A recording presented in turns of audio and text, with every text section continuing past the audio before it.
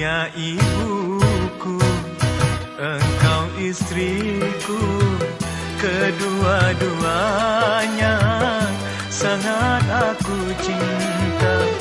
Tapi mengapa sikapmu itu tak pernah ramah pada ibuku? Apabila ibu datang ke rumah, engkau selalu acuh tak mau bertemu. Dia ibuku, engkau istriku, kedua-duanya sangat aku cinta.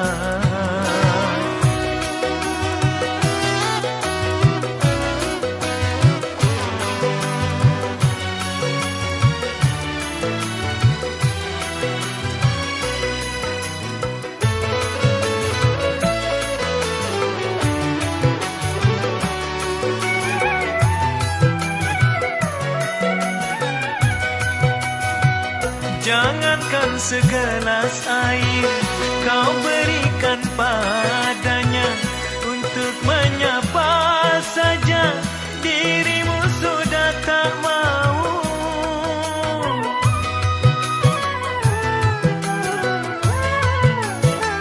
Diriku saja mau menghormati ibumu, tapi mengapa dirimu tak menghormati ibuku?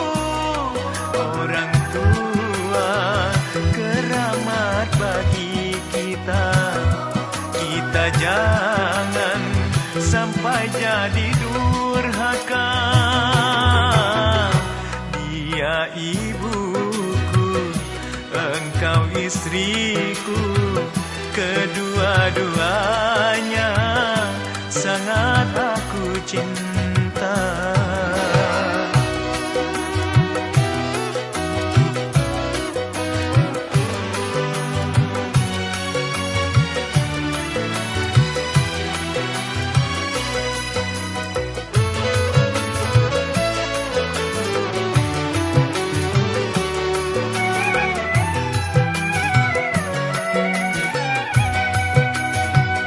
Jangankan segelas air kau berikan padanya, untuk menyapa saja dirimu sudah tak mau.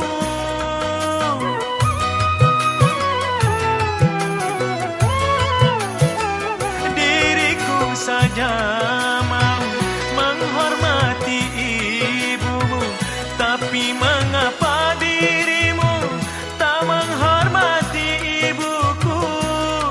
Orang tua keramat bagi kita, kita jangan sampai jadi durhaka.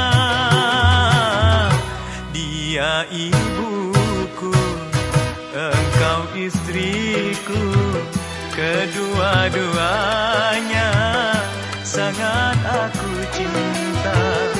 Tapi mengapa sikapmu itu tak pernah ramah pada ibuku?